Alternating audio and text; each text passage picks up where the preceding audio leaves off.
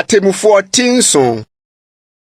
Ena Yerubaya oni Gideon no ne ɔman a ɔka ne ho nyinaa sɔre anɔpahema. Na wɔkɔhyere nsraban Harod nsuo aniwa ho. Na Midian nsraban no wɔ n'atifi fam. Mori kokoɔ ho bonhwa no mu. Na Awurade ka kyerɛɛ Gideon sɛ, ɔman a wɔka wɔn ho no dɔɔso sene deɛ medi Midian bɛhyɛ wɔn nsa. Na Israel antwerɛ wɔn ho me so anka sɛ, me ara me nsa na agye me. Enti afei ma ɔmpae na ɔman no asom sɛ, die osuro na nakometuo no nsane n'akyi. Na ɔnane n'ani mfiri Gilead bepɔ ho nkɔ. Ena ɔman no mu nipa mpem 22 sane wɔ n'akyiri kɔɔɛ. Na ɛka nipa mpem 10. Na Awurade ka kyerɛɛ Gideon sɛ, ɔman no da so dɔɔso. Fa wɔn sane kɔ asuo no ho. Na menyiyi wɔn mu mema wo wɔ hɔ.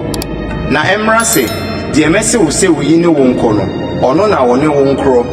Na obiara a mɛsɛ wo sɛ woyi ne wo nkɔ no, ɔnkɔ. Na ɔde ɔman no sane kɔɔ asuo no ho. Na Awurade ka kyerɛɛ Gideon sɛ, obiara a wɔde ne tɛkyerɛma bɛtafere nsuo no bi sɛdeɛ ɔkraman tafere no, fa ɔno nko gyina. Na obiara a ɔkoto ne nankroma anim no nso, yɛ no saa ara.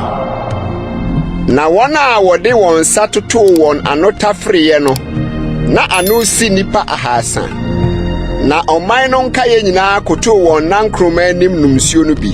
Na Awurade ka kyerɛɛ Gideon sɛ, mmarima 300 a ɔtafereɛ no na mede bɛgye mo.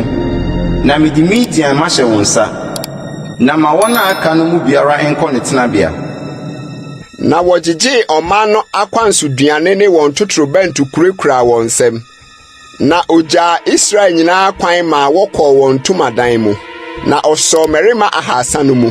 Na Midian nsraban no wɔ n'ase fam bonhwa no mu. Na anadwo no ara Awurade ka kyerɛɛ no sɛ, sɔre sane kɔ nsraban no mu. Na mede mahyɛ wo nsa. Na sɛ wo deɛ, wosuro sɛ wobɛsane a, wo ne wabɔfra pura insane nkɔ nsraban no mu. Na kɔtie asɛm a wobɛka.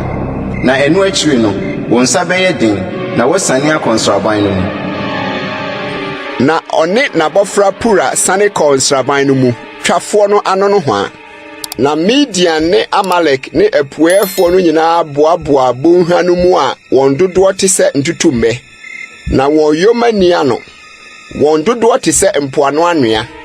Na Gideon duruiɛ no, na hwɛ, obi reyi daeɛ bi akyerɛ ne yɔnko sɛ, hwɛ, maso daeɛ bi, na hwɛ, atokɔ tatrɛ bi remuni aba Midian nsraban mu.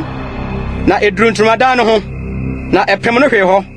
Na ebutu no kura ma ntomadan no gu hɔ. Na ne yɔnko no buaa no sɛ, yenye biribiara sɛ Israel ni Yoas ba Gideon krante. Ne nsɛm no Nyankopɔn de Midian ne nsraban no nyinaa hyɛ. Na ɛbaa sɛ Gideon tee daeɛ no ne ne nkyerɛaseɛ no, ɔkoto sɔree. Na ɔsane baa Israel nsraban mu. Na ɔkaa sɛ, monsɔre, ɛfiri sɛ Awurade de Midian nsraban no ahyɛ mo nsa.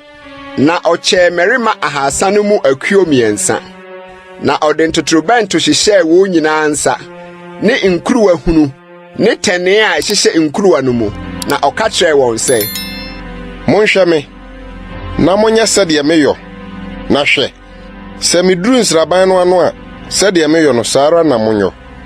Na sɛ me ne nipa a wɔka me ho nyinaa hyɛne totorobɛnto no a, mo nso monhyɛne totorobɛnto ntwa nsraban no ho nyinaa nhyia. Na monka sɛ, Awurade ne Gideon die nie.